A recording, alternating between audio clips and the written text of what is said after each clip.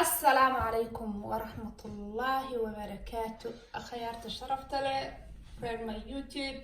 أد بندين سلامة يا بقول كيبا بقول وأنا إذا إيمانا يا حمد الناتشرالز مركا ما أنت وحين وضع شرقرين بإذن الله سكرابير أو exfoliating sida jirka loogu sameeyo ama wajiga ha ahaato ama jirka baadhigo dhanba ha ahaatee exfoliate aynu sameynaynaa maski uu ku jiro. Exfoliate markaan leeyahay exfoliate waxa weeyaan waxa markuu qaadayo dead skin-ka oo xoogaa wax yar oo qurux camal uu yahay bas maskiga uu ka duwan yahay marka like body scrub camal. Marka alaabteenu ka sameyn lahayn ayaan inoo dul marayaa. waxay horta halka waxa ii yaala Allahumma salli ala Muhammad coffee scrub waa kana waxa kaloo ii yaala Colleen clay waxa kaloo ii yaala qadan ku qiyaasanayo weeyaan waxa kaloo ii yaala xulbad waxa kaloo ii yaala huruud marka wax yar baan waxaynu dul maraynaa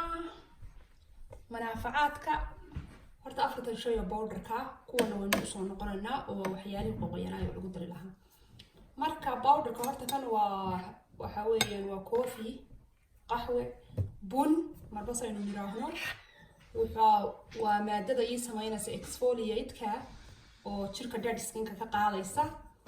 isagu maaragtay shaqadaas u yaala maanta waxyaalo kala badan oo manaafacaad badan uu leeyahay sida brightening acne maxaa la dhihi jiray anti acne inuu findoobka ka hortago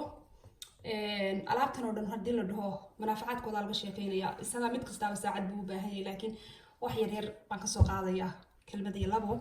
Colleen clayga jirka waxay ku samaysaa tightness bay siisaa way adkaysiisaa duqnimaday ka ilaalisaa dhalinyaro iyo yank ayaa lagu noqdaa waxay afka qaaladkeeda lagu yiraahdo. Marka waxay siinaysaa jirka tightness meelaha indhaha geesahooda waxay sameynaysaa waa kaawiyad ama feereyn camal bay ka dhigaysaa jirkii oo maaragtay jir dhalinyaro oo jir maaragtay meel duudub ku dhacay ama sun damage ha ahaato maaragtay ama qorax ha ku damage garayso ama qofkuba age iyo weynaan ha ku timaadoba siduu u duuduumayba maaragtay waxaa laga helaa maadada ugu weyn oo ah jirka inay tight ka dhigto adkayso. xulbad maanta waxay boostin shirka inoogu jirto waxa weeyaan inaan ka helno daashi calaashan inay moisturizing ayadoo saliidahana kaashanaysa ayaduna mid unique bay leedahay maaragtay in moisturizing-ka kala duwan maaragtay waxa oo saliidda la ismarinaya kala duwan iyadoo waxay leedahay mid unique oo jirka ay ku keebaysa inay jirka deehiisa ilaaliso oo ay ka qaado maxay ahayd waxyaalaha haaraha jirka siisan ka soo bixin maaragtay iyaduna haaraha ka hortag bay samaysaa qofka already hadduu haar leeyahayna isaguna hadduu continuous loo isticmaalo waa maadooyinka ka biyo haaraha ayay ka mid tahay xulbadu. Marka xulbadana intaasan kusoo gaabanaynaa way manaafacaad badan tahay. Turmeric ama huruudu iyaduna waxay leedahay brightening waxay leedahay anti-inflammatory-ga maaragtay inay jirka oo isbebedelka sida maaragtay inuu jirku yeesho nabro inuu yeesho maaragtay pimples kugu dhigaan acne haaraha xataa iyaduna waxyaalahaas oo dhan way u fiican tahay laakiin maanta anaga boosashiga inoogu jirta waxa weeyaan in ma aragtay ayadii koofiga marka isla shaqeeyaan waxay sameynayaan jirka waxay u galaysaa si smooth ayadoo aan wax stain sameynaynin ayadoo aan sameynaynin maaragtay in ay maaragtay oo colorkeedu kaas waa colorka marka huruudda la marsado arkin too much waxa qofka way hadhow xitaa dharka way ka damage gareynaysaa laakiin anaga maanta waxaan rabnaa iyada iyo kan inay iskaashadaan iyada iyo koofiga marka waxay isku soo baxayaan scrub qurux badan xataa labadooda kaliya maadadooda way isla shaqeynaysaa brightening-kana caddaynta oo naturalkana way iska kaashanayaan. Marka huruudda intaasaan uga wadanaa inay koofiga la shaqeyso uun tan waa coconut iyaduna coconut oil waa loo jeedaa waan malaynayaa coconut oil weeyaan organic maaragtay virgin masha Allah tanna waa saliidaydii facialka اللهم صل على محمد بالداس والجدان وما يلين facial oil إن شاء الله سليد إنه بعادي معها هي روز هيب أو سليدي وجهها أو يلين كا وهاي المادوين درعال فربدن باكو جرتا iyadoo dhan waa based on plants waa maaragtay wax oo dhirka yimi oo gidi loogu wada talagalay maaragtay saliida hadan wax yar waan iyadana faaleeyo waxa loogu talagalay maaragtay ma dhirta ka kooban tahay dhir loogu wada talagalay maaragtay anti aging inay wajiga haaraha kala dagaalamaan inay duduubka la dagaalamaan inay duqnada la dagaalamaan inay maaragtay gabadhu nabraha ka soo baxay markay caadada qabto markay uurka leedahay isbebedelka jirkooda ku dhaca ayay maaragtay gidi dhirka wada qayb qaadata gac kastaba haddii maaragtay loo isticmaalo markay beauty tahay ama markay shaah tahay maaragtay ay iyaduna ka kooban tahay marka maasha allah manaaficada ugu badan bay wajiga u leedahay hadda dee shaah markaan ka hadlayo iyadoo caleema alaabaha ku jiro oo dhan oo laga sameeyey ayagoo shaahana waa la helaa oo caleen ahaana marka halkaa confuse aan lagu noqonin kanina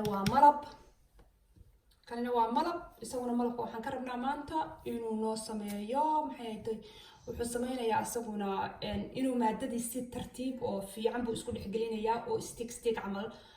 wax badan buu beauty-ga u leeyahay laakiin maaragtay waxa naga quseeya maanta aniga waxaan rabnaa inuu noo qabto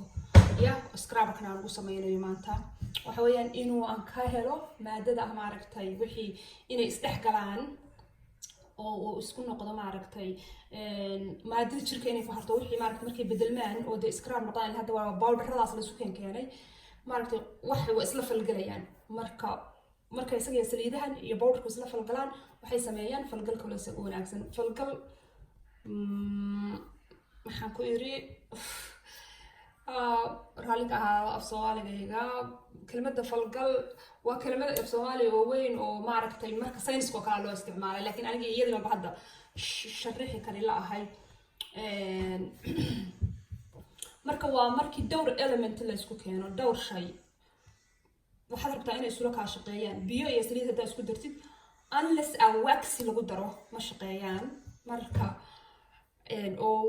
emulsify waxin hadda lagu daray isla ma shaqeynayaan ma ogtahay marka saas oo kale ka wada raalli ahaa science baan dhex galay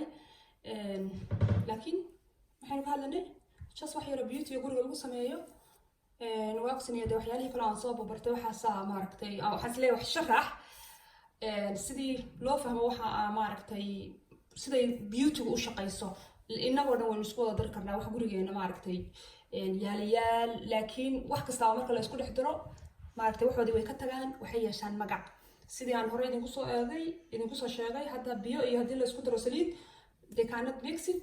ilaa lagu daro maxaa la dhahaa emulsifying wax maaragtay si isku qabato marka isaga waxaan ka rabnaa inuu isku kaaya qabadsiiyo alaabta bes ya oo haddii la dhigo waxay noqonaysaa wax dhigmi kara not for long time calaashan waqti dheer ma aha laakiin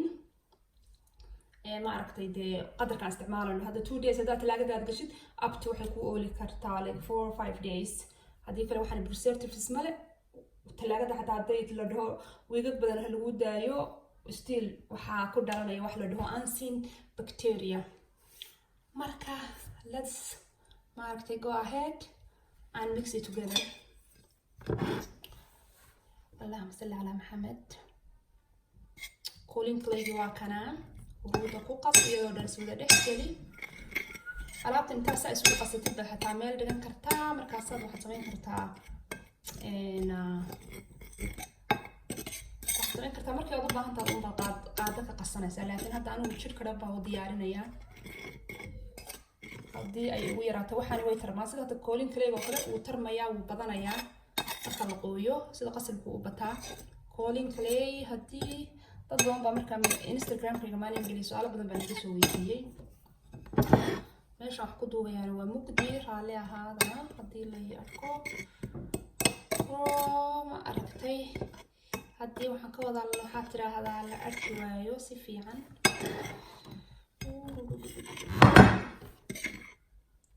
marka dhankaas dhange saas isku dhex gashay shayar bichar yar baad ku shuban kartaa ama baaquli miyaa la dhahaa waad ku shayar oo af leh markaasaad meel intaad ku daboolitid maalinkaad u baahan tahay ayaad un isku qasanaysaa wixii yar qaado qadarkii marka aad uga baahan tahay marka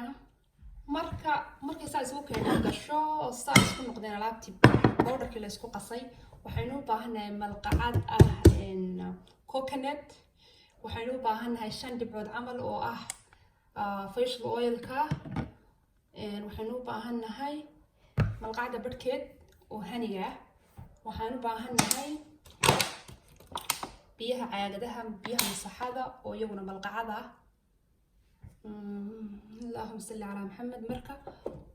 waan already anu hadda waa isku soo qastay wana fahamsan saas way kaaday marka hadii aan ujeedaan laana qadar yar baan ka qaaday marka wala isku qasay laakiin hadda taas oo dhan hadaan qaso wayna badanaysaa jidhkooda way gaaraysaa intani xataa maartay in badan bay ku gaaraysaa laana sababta wajigaaga wuxuu qaadanayaa wuxuu malqacada caaradeeda ma tahay marka inta kale jidhkaaga oo dhan hal mar baad maartay ama suuliga la geli kartaa oo jidhkaaga oo dhan wada marin kartaa ama ilaa 3-4 cashaad waxaad u daysanaysaa wajiga ilaa qoorta intaas hadda ku siinaysaa ha ku daayo wareerku maartay si natural isku cadee si natural isku qurxi si natural maartay jirkaaga uga shaqeeyo si natural oo organic oo maartay aan side effect lahayn maartay jirkaaga waxaad uga dhigtaa jir maartay nadiifsan oo clean oo maartay qurux wax la isku qurxiyana waxa ugu wanaagsan qofka qowlka Ilaahay akhriya iyo qofka salaatul leel tukada marka dadkaas nuur bay dadka dheerihiin dadka salaatul leelka dadka maartay tukada intaasina waa iska faa'iideeyo oo aan idin ku dirayo marka saas iyo nacamti haniga markaan idin sheegayay hadda waa alaabtan preservatives bas haddaan ku daro xataa waa good to go ya counterkaaga wuxuu ku oolaysaa years adaan talaagada ka taaginin saas isku dhex gashay xitaa u sifay uma baahna laana hanigii bay isla falgalay malabka wuxuu ka dhigayaa isku dhadhijinaya alaabta